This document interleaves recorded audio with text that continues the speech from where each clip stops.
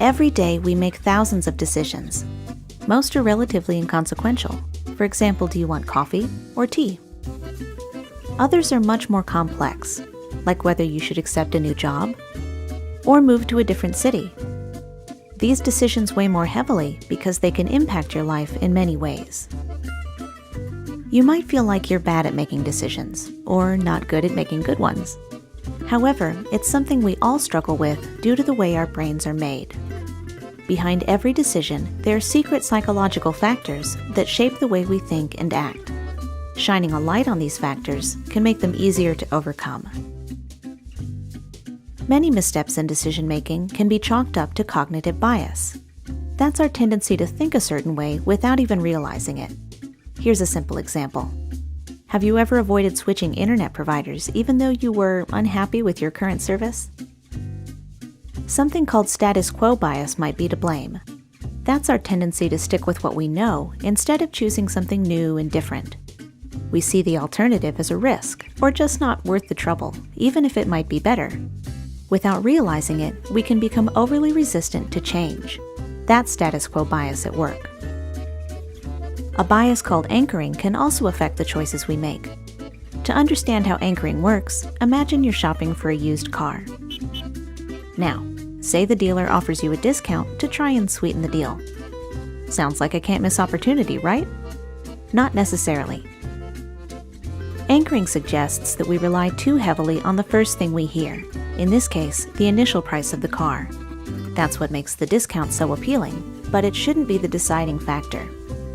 There are also more objective things to consider, like how much the car is really worth, and whether you can find a better price elsewhere. If you're not careful, the anchoring effect can weigh you down. Cognitive biases aren't the only thing that can affect decision-making.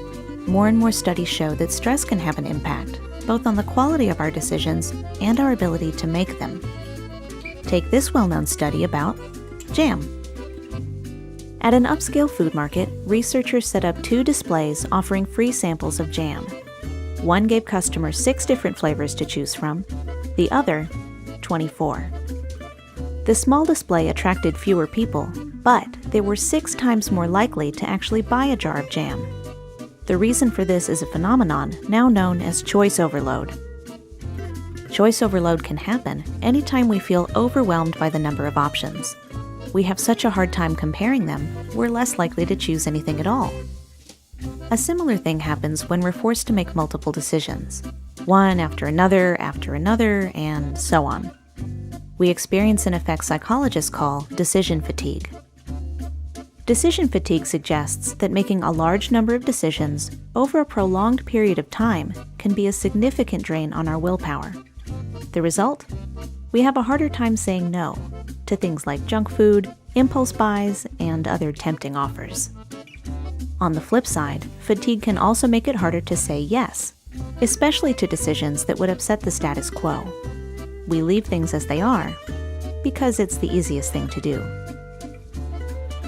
Making decisions will always be difficult because it takes time and energy to weigh your options. Things like second-guessing and uncertainty are just a part of the process. In many ways, they're a good thing, a sign that you're thinking about your choices instead of just going with the flow. That's the first step to making better, more thoughtful decisions.